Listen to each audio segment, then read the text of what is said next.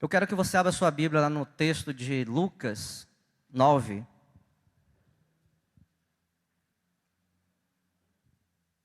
Evangelho de Lucas, capítulo 9, versículos 51 a 56. Hoje o título dessa palavra é De que Espírito Sois?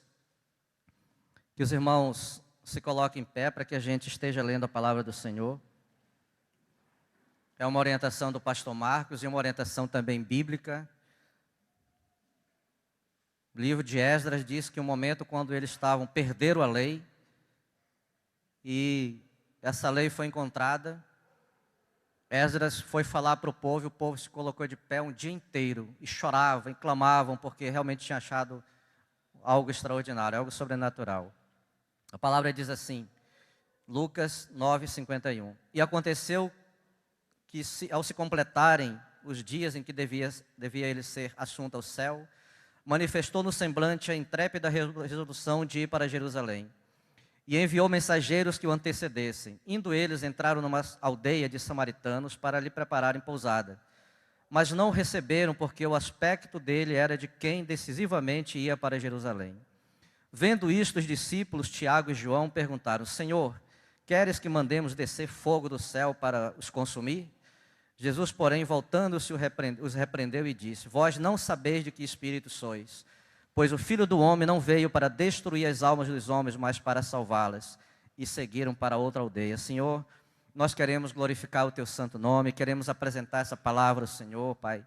Queremos, Pai Santo querido, apresentar o nosso coração, a nossa vida ao Senhor, que o Senhor encontre em nós, Espírito de Deus, um coração, Senhor Deus, uma terra fértil, Senhor Deus, para que produza sementes, Pai, valiosas, poderosas, Deus, e leva cativa a Ti, Senhor Deus, toda a dispersão, Senhor Deus, Pai Santo querido, toda a preocupação, tudo aquilo que venha querer roubar essa semente, Senhor Deus, em nome do Senhor Jesus Cristo, para que, Senhor Deus, a Tua palavra produza o efeito, Senhor Deus, que ela tem, Senhor Deus, a produzir em nossas vidas nessa noite, Pai. Nós Te oramos, Pai Santo querido, e glorificamos em nome do Senhor Jesus. Amém. Fique à vontade, irmãos.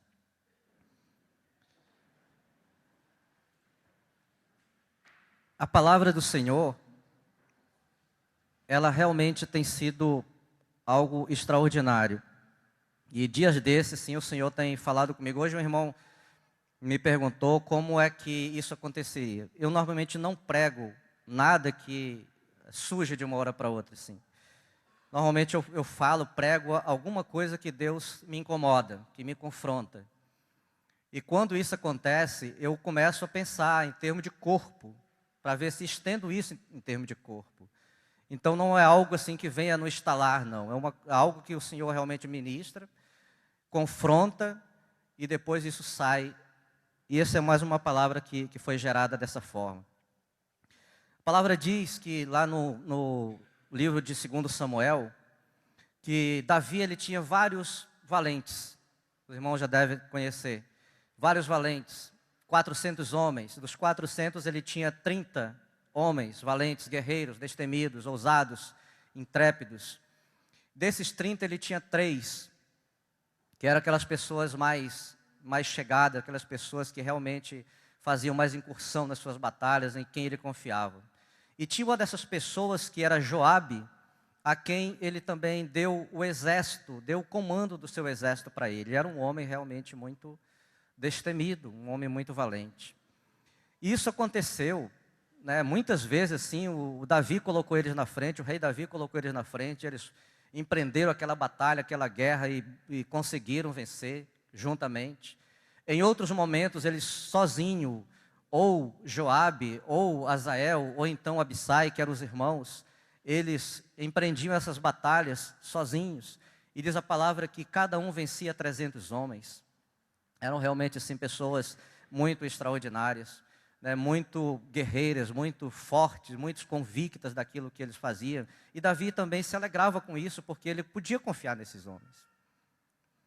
Isso é muito interessante. Mas chegou um momento que tudo o que esses homens faziam realmente começou a incomodar o rei. E ele dava uma ordem, e aquela ordem realmente ela não era obedecida. Ele pedia que não se fizesse tal coisa, e eles iam e faziam do mesmo jeito. E chega um momento que o rei, ele fala assim, puxa, esses homens são mais fortes do que eu. E ele chamou esses homens de filhos de Zeruia, que eram esses três, que era Abissai, Joabe e também Azael. Esses filhos de Zeruia, realmente eles começaram a incomodar o rei de uma forma que ele ficou muito preocupado. E aí ele fala assim, olha, esses homens realmente são homens implacáveis, são homens destemidos, fortes, valentes, mas são homens implacáveis, são homens sem misericórdia. Eles fazem coisas que eu nunca fiz na minha caminhada, nas minhas lutas. E é verdade, porque assim, nunca, em nenhum momento, Davi ele chegou e cortou o pescoço de uma pessoa simplesmente por cortar por uma satisfação. Ele venceu muitas batalhas, empreendeu muitas guerras, né, venceu muitos exércitos naquela época, muitas nações, mas foi uma luta justa, foi uma guerra justa. E tanto é assim que algumas vezes ele teve oportunidade naquela demanda com Saul de ceifar a vida do rei Saul, mas ele não fez. Teve uma certa época que ele encontrou com um homem chamado Nabal, e ele ia passando por uma cidade, e o exército estava faminto, com sede, e ele manda lá uma embaixada para falar com Nabal, que era um proprietário de uma fazenda, e falou assim, olha, nós precisamos de alimento, nós precisamos de água, você nos conceda. E aí Nabal falou para ele assim, olha, eu não sei quem é Davi, falou para os guerreiros dele, soldados, não sei quem é Davi, não faço questão de saber quem é Davi, que ele se vire.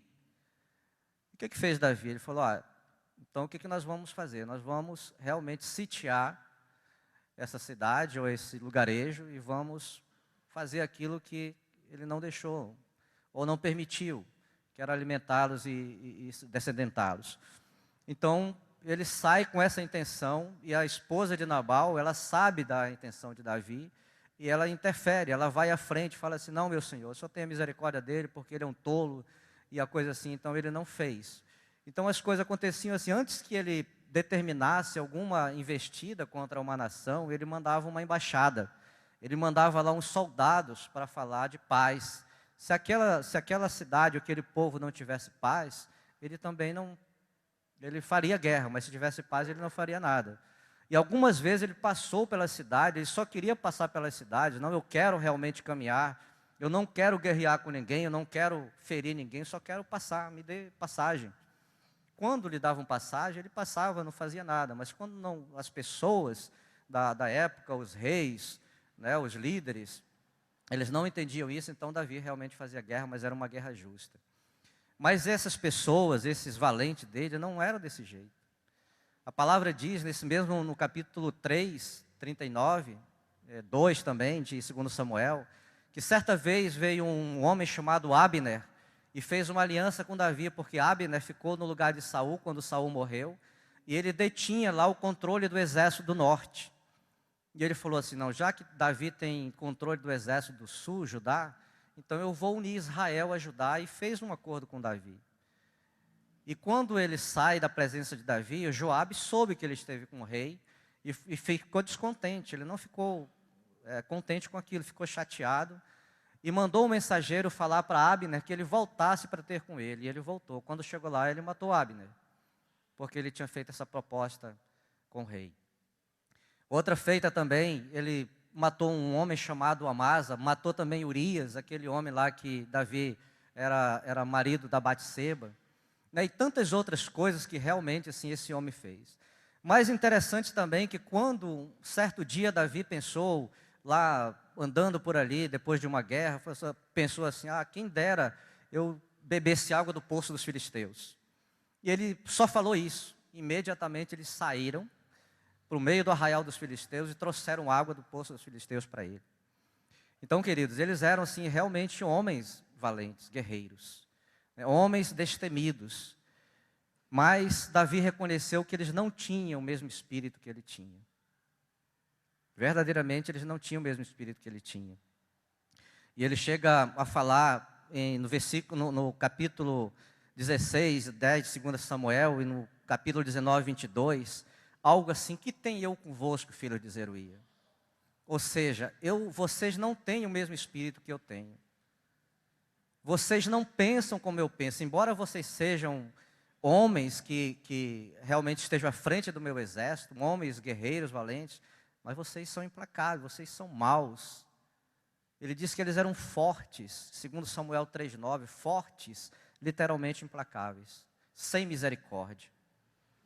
Então eles ceifavam sem misericórdia, eles matavam sem misericórdia, eles irrompiam sem misericórdia. Para eles não havia diferença se era bom ou se era mal. A única coisa que eles faziam era aquilo que eles aprenderam a fazer: matar, destruir, ceifar. E Davi fala para ele: olha, não tenho nada com vocês.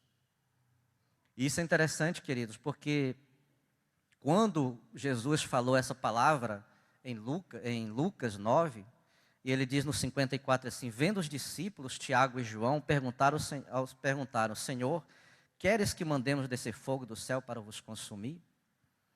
Olha que esse espírito dos discípulos que estavam caminhando com Jesus não era muito diferente desses três.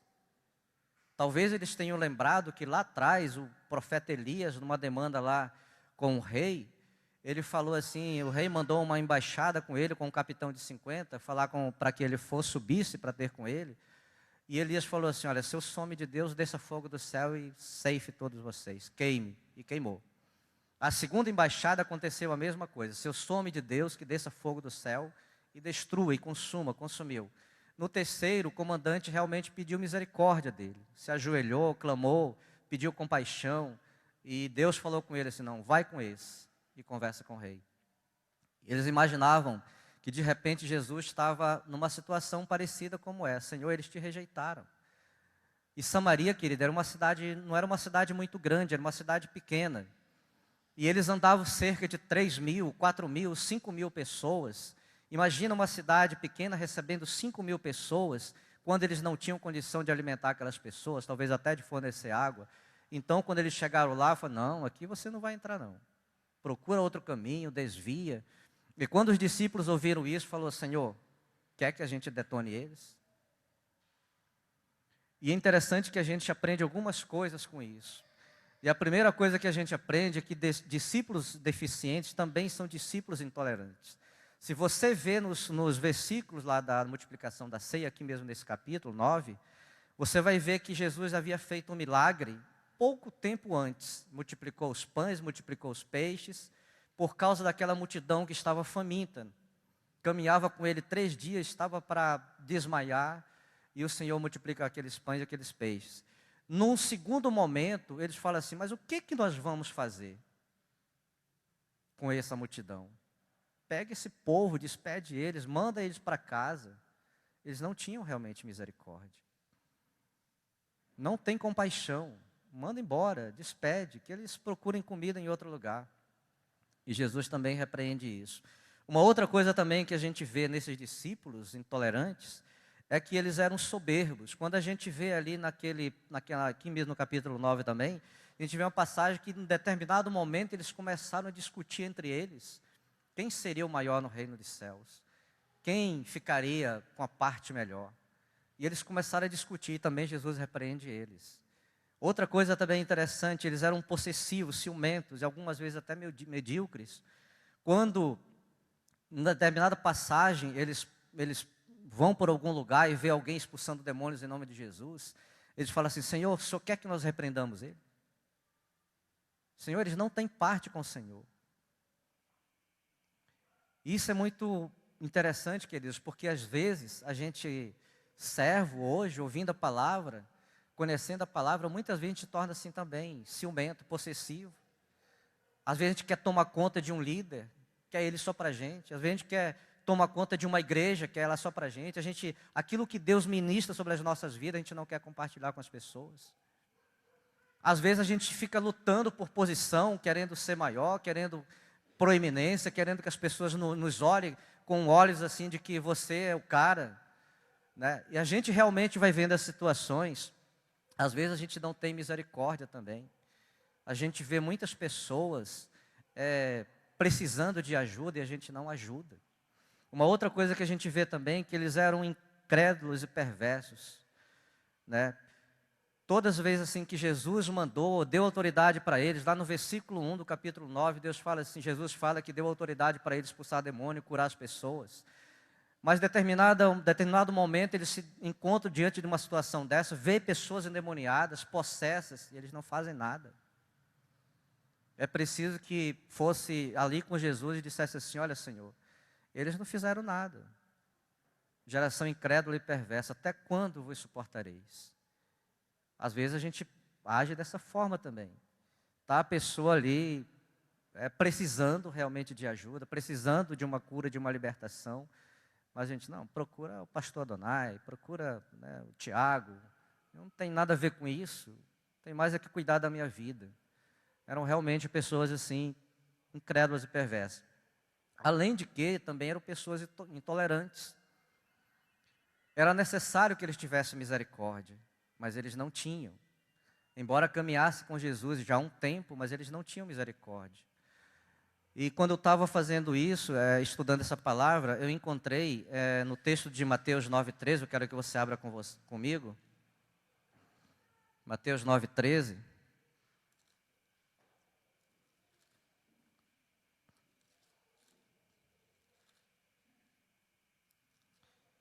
A palavra do Senhor diz assim: ide, porém, e aprendei o que significa misericórdia quero e não sacrifícios ou holocaustos. Pois não vim para chamar justos e sim pecadores ao arrependimento. A ideia que realmente eles tinham é que o lugar que eles, ou a ação que eles tinham que desenvolver, não se pautava nisso, misericórdia. E estudando essa palavra, ela vem de um termo hebraico chamado hesed, que significa misericórdia, longanimidade, benignidade e amor leal. O que o Senhor estava fazendo, ou dizendo para eles, se vocês soubessem o que significa hesed, misericórdia, compaixão, amor leal, benignidade, vocês realmente não fariam isso. Se vocês soubessem o que significa misericórdia, vocês não teriam sacrificado ou morto um justo, matado um justo. Se vocês soubessem o que significa misericórdia, vocês teriam se compadecido daquelas pessoas. Não, nós vimos o Senhor multiplicando pães e peixes, então vamos fazer a mesma coisa. O Senhor nos mandou expelir demônios, curar enfermos, vamos fazer isso. O Senhor disse para a gente que a gente fosse tolerante com aquele mais fraco, vamos fazer isso. Mas eles não conheciam. O coração deles realmente não estava voltado para essas coisas. Uma outra coisa que a gente vê também, que essa misericórdia, recebe de Deus, ela revela realmente o amor de Deus que vincula e que une. Eles estavam ali para vincular essas pessoas e para reunir essas pessoas no Evangelho do Reino, e não para espalhar, e não para marginalizar, e não para excluir. Querido, isso é muito importante e assim, muito sério realmente na nossa caminhada. Nós não fomos chamados para separar, a gente foi chamado para unir, para reunir, para vincular. Cada ação nossa, cada passo nosso é nesse caminho, é nessa direção de incluir. Tem uma palavra lá em Colossenses 3,16 que ele fala de admoestação.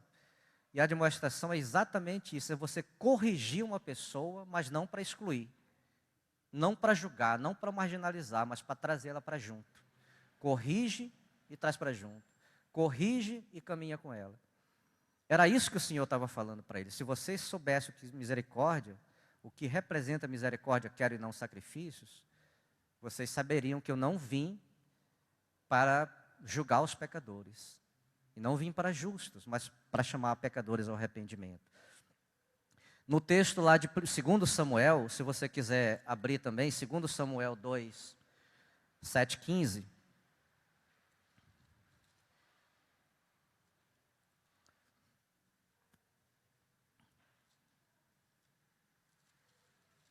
A palavra do Senhor diz assim: mas a minha misericórdia se não apartará dele, como a tirei de Saul, a quem tirei diante de ti. Essa palavra misericórdia também recede, mas a minha recede, a minha compaixão, o meu amor leal não pode ser retirado, né? E também fala em 2 Samuel 22, 51, para a gente ver como Deus, ele se importa realmente com isso. Diz o seguinte: é Ele quem dá grandes vitórias ao seu rei e usa de benignidade, usa de recede para com seu ungido, para com Davi e sua posteridade para sempre. No capítulo 15 do Êxodo, a palavra diz lá que beneficência, ela fala de beneficência que também é recede. E lá diz que isso é uma ação de alguém pequeno em relação a alguém grande. De um finito para um infinito, ou seja, de pecador para Deus. Mas Deus fez o contrário. Essa ação veio dele para a gente, o infinito para o finito. Deus para um pecador.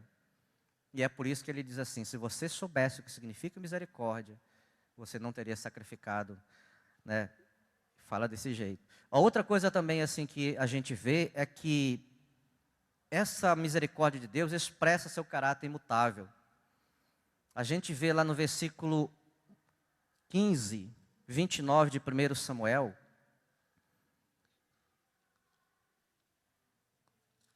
só para você ver como Deus trata isso. 15, 29, 1 Samuel. A palavra diz assim, também a glória de Israel não mente, nem se arrepende, porquanto não é homem para que se arrependa. Lá no capítulo também 23 de Números 19, ele fala a mesma coisa. Deus não é homem para que minta, nem filho do homem para que se arrependa. Olha, querido, uma vez Deus falou. Ele não é uma pessoa que hoje ele está nos abençoando e amanhã nos amaldiçoa. Ele não é uma pessoa que hoje ele está nos dando promessas e amanhã ele esquece. Então ele diz, olha, a minha misericórdia vai estar presente. Vocês exerçam isso. Vocês caminham com isso. Vocês façam isso. Vocês creiam nisso. Vocês exerçam isso para que realmente assim, o meu nome esteja ali. E também em relação a isso, essa misericórdia, outra coisa que a gente vê é que a justiça de Deus, ela realmente, ela não é primeira que a sua misericórdia. A sua misericórdia, ela antecede a justiça de Deus. E a gente vê assim algumas passagens, eu anotei 3 passagens para a gente conhecer, diz o seguinte, o João 8, 10, 11, fala da mulher adúltera. Quando ela estava naquela situação e que eles levaram ela para Cristo, né, falando assim, olha Senhor, ela foi pega aqui, o que nós fazemos? Era interessante que ela seria apedrejada, e pelas 2 primeiras testemunhas que pegaram ela no ato. E ele fala para eles assim, olha, se vocês realmente não têm pecado, que vocês apedrejem. Vocês que trouxeram a questão para cá. E ao momento que ele fala isso, ele se agacha e começa a escrever. A Bíblia não fala o que Jesus estava escrevendo. Mas eu imagino, querido, lá pelo versículo 17, 13 de Jeremias, que a palavra diz que aqueles que deixam o Senhor, seus nomes são escritos no chão, e que todas as pessoas vão pisar. Eu imagino que ele estava relacionando o pecado de cada um, ou estava relacionando o nome de cada um, ou estava dizendo assim, olha, vocês realmente estão me abandonando. Toda vez que nós exercemos alguma atividade que não retrata a misericórdia de Deus, que não vincula a pessoa aquilo que o Senhor tem falado, nós estamos abandonando o Senhor. Toda vez que a gente não tem compaixão, toda vez que a gente não tem benignidade, toda vez que esse amor leal não se manifesta, nós estamos abandonando o Senhor. E é provável que os nossos nomes também estejam sendo escritos no chão, onde as pessoas vão passar e pisar. Porque o que Ele quer realmente é misericórdia, Ele não quer sacrifícios. Talvez Ele esteja fazendo muitas coisas, né, para o reino, em favor do reino, mas que não seja aquilo que Deus está pedindo, que Jesus está requerendo. Talvez aquilo que seja principal que Ele está nos requerendo, a gente não esteja fazendo. Que é ter compaixão, que é ter misericórdia, que é não ser intolerante. Um outro texto também, em Lucas 19, 8, 10, fala do Zaqueu, quando ele falou que ia pousar na casa de Zaqueu, ia comer com Zaqueu. Né? E Zaqueu era tido como um publicano desonesto, um cobrador de imposto desonesto. E quando ele chegou lá, o Senhor não disse palavra para ele. Não cobrou nada, não julgou, não fez nada, como também ele não fez com a mulher adúltera. Ele disse para ela, mulher, onde estão os teus acusadores? Senhor, não sei. Então, também não te acuso, vai em paz. Né? Então, assim, ele não disse nada, mas ao mesmo tempo que ele não fala nada, o que aconteceu? Zaqueu começou a falar o seguinte, Senhor, se eu tenho defraudado alguém, então eu vou restituir 4 vezes mais. Misericórdia que antecede realmente a justiça de Deus. Um outro texto também, João 4, 28 e 29, da mulher samaritana, aquela do cântaro que ia todo meio-dia tirar água no poço. E a palavra diz que o Senhor passou um tempo lá, 1 hora lá, e ela estava naquele poço. E ele começa a conversar com ela, dialogar com ela, e de repente ele fala assim, olha, vai, pega teu marido. Ela fala assim, eu não tenho marido. E aquela conversa faz com que aquela mulher fosse curada também. Ele não cobrou nada dela. Não exigiu nada dela, não julgou nada. Sabe? E ao mesmo tempo que o Senhor, olha, o Senhor disse tudo o que eu tenho passado. E a partir daí ela sai falando para as multidões, olha, venham e conheçam aquele que sabe tudo de mim. Isso é muito interessante, queridos, porque assim, às vezes a gente coloca a justiça de Deus na frente da misericórdia. Nós temos uma tendência desses discípulos intolerantes. Nós temos uma tendência realmente de julgar as pessoas, nós temos uma tendência de olhar para as pessoas e já determinar a fazer uma sentença. Nós temos uma tendência de congelar as pessoas por aquilo que os outros nos falam ou aquilo que a gente realmente vê, mas que não conhece o coração delas. Nós somos tendenciosos para tudo isso, mas isso não requer misericórdia, isso requer justiça. E não é a de Deus, é a nossa.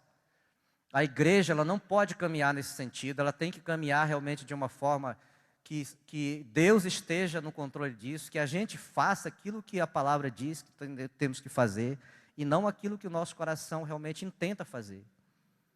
Cada conversa que nós tivermos, cada palavra, cada encontro, cada ajuntamento, né, cada culto, é para edificação, é para juntar, é para agregar, é para reunir, não é para afastar. O que o Senhor requer de nós é exatamente a misericórdia. Então, assim, fica uma pergunta para a gente. No nosso contexto aqui de igreja, né, que tem sido feito, como tem sido a nossa conduta? Como tem sido a nossa atitude em relação à igreja, em relação aos irmãos, especialmente aqueles que estão chegando, aqueles que ainda não aprenderam muita coisa? Será que nós temos tido realmente misericórdia? Será que a gente tem tido compaixão dessas vidas? Será que a gente tem sido benigno? Será que esse amor leal de Deus tem se manifestado mesmo em nossas vidas? Para a gente vincular, para a gente reunir, para a gente acolher? Como nós temos tratado essas pessoas? Ou a gente tem marginalizado, ou a gente tem excluído, ou a gente tem deixado para lá? Não tem nada a ver com isso. Isso é coisa dos líderes da igreja, isso é coisa de líder de célula, isso é coisa de pastor, sei lá. O que eu tenho a ver com isso? Uma outra pergunta: como lidar com ovelhas que as pessoas chamam de problemáticas, e elas já taxam de problemáticas? E eu estava vendo que lá quando Jacó ele faz aquele acordo lá com Labão, das ovelhas malhadas, salpicadas, listradas, essas ovelhas realmente são diferentes. Às vezes a gente faz a mesma coisa no meio do rebanho, nós começamos a contabilizar ovelhas desse jeito. Malhadas, não, aquela é malhada, aquela é salpicada, aquela é listrada. E você vai fazendo um jogo com isso. Querido, isso não é de Deus. Seguramente isso não é de Deus. Coloca no teu coração. Isso não é de Deus. A gente não foi salvo para a gente realmente separar, mas para reunir, para vincular. Isso é muito interessante. Uma outra coisa também que a gente vê é como curar essas ovelhas que são feridas. Às vezes a gente vê uma pessoa entrando, e eu me preocupo muito com isso. Às vezes a gente vê uma pessoa chegando e a gente vê que ela está machucada, que ela está ferida, que ela está angustiada, que ela está sofrida. Mas a gente não cuida. A palavra fala assim que, a história fala que os pastores de ovelha, de animais mesmo, eles quando colocavam a ovelha no aprisco, o que eles faziam? Jogavam água nela, para que as feridas aparecessem, para que as sarnas aparecessem, para que os carrapatos aparecessem, para que, né, as pulgas aparecessem, para ele cuidar. Mas a gente deixa do mesmo jeito. né? Entra ano, sai ano, cultos e mais cultos, e continua ferida, continua magoada, continua, né, desesperada. Talvez traga uma informação familiar que precisa ser realmente combatida, precisa ser curada, sarada, e a gente não faz nada. O coração continua do mesmo jeito. Não é que você não tenha poder, nós é que somos intolerantes com isso. Às vezes até irresponsáveis com isso. Porque isso é função nossa. Nós temos aprendido nesses últimos tempos que o Senhor nos constituiu como sacerdotes. Isso não é função de um, de meia dúzia, é função de nós todos. Cada um de nós responsável. Cuidado é de cada um de nós, não é de poucos. Afinal de contas, Ele nos salvou dessa forma. Foi para isso realmente que Ele nos salvou. Então eu fico assim, realmente, às vezes preocupado com situações parecidas, porque a gente vai se tornando uma associação, vai se tornando, né, um sindicato, vai se tornando uma agremiação, um clube, onde você não está muito assim, preocupado com as vidas, com as pessoas. Né? Você vai vindo às reuniões como se fosse uma coisa normal, já me acostumei a ir para a reunião, então beleza. Mas saiba que nessa noite mesmo aqui, pode ter cura, e você pode ser um agente de cura. Pode ter libertação, e você pode ser um agente de libertação. Pode ter renovo, refrigério, você pode também ser um agente disso. Pode ter salvação, porque você é um sacerdote constituído para isso. Reino e sacerdote, uma nação santa. Isso é muito interessante, queridos. Então, assim, que a gente realmente olhe para isso. Que a gente não seja como aqueles guerreiros. A gente vá na frente, desponte, né, que a gente vá vencendo todas as batalhas, todas as lutas, mas que não tenha nenhuma misericórdia. Aquele primeiro que passar na nossa frente, degola. Isso não é de Deus. Esse foi o ensinamento assim, que Jesus passou um tempo conduzindo aqueles discípulos para que eles entendessem isso. Deixar dessas coisas, desses grupos preferenciais. Para com isso. Para com isso. Deixar de escolher pessoas. Para com isso. Você, cada um de nós é importante, não tem inútil no reino de Deus. Não, eu vou preferir João porque ele é mais sábio. Não, esquece isso. Em nome de Jesus, esquece isso. Trabalhe, batalhe por ele, instrua, carregue com você, como você carrega uma pessoa mais experimentada, mais sábia, mais inteligente, sei lá. Mas o nosso chamado realmente é para vincular. De que espírito vocês sois? Foi o que Jesus falou para aqueles homens. Assim como aqueles guerreiros não tinham o mesmo espírito de Davi, Jesus percebeu naqueles discípulos que o espírito que estava nele não era o mesmo. Enquanto ele queria salvar, eles queriam destruir.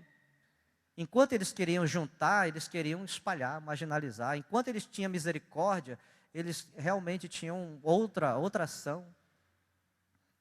Não é isso que está no nosso coração hoje. Hoje realmente nós somos diferentes. Deus nos chamou para sermos diferentes.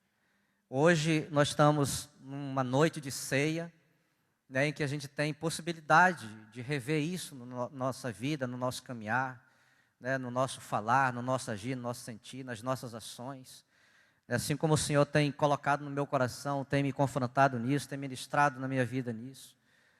Né? Então, assim, cada um de nós, como igreja, ou isoladamente, a gente repense isso.